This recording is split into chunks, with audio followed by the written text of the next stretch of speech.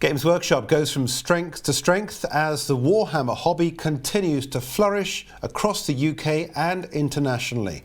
First half profits to the 1st of December 2019, pre-tax profit up a whopping 44% on a 19% rise in sales to just shy of £150 million.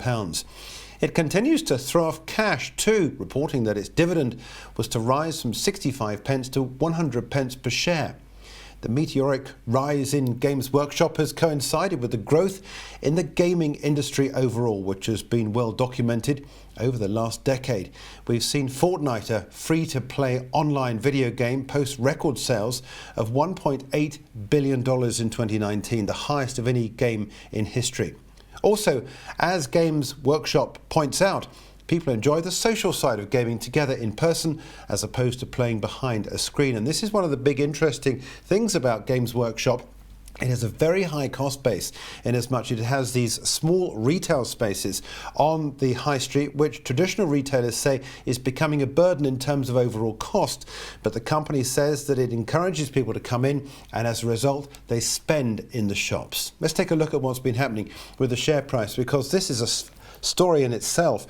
We've seen Games Workshop just between the beginning of 2019 and where we are today, a whopping 135% increase. And if you go all the way from November 2016, when the stock was languishing at 4.4, we're now at 69.1 pence per share. You can see today's rise in detail. We've got this gain here all the way up to this level here, and an 8.5% rise in today's trade for Games Workshop Group. Where do you go from here? Well, it's very difficult to work out precisely how high this stock can go, but so long as the company continues to report the sort of earnings that we've seen in any long trade, but have a stop at around about 62 pence, 69 pence is where we are. Any retracement of this would be an opportunity to buy back in to Games Workshop Group as an opportunity on the upside. And so long as the company continues to do what it does best in engaging with its broad base, not just here in the UK, but around the world online, the company continues to flourish.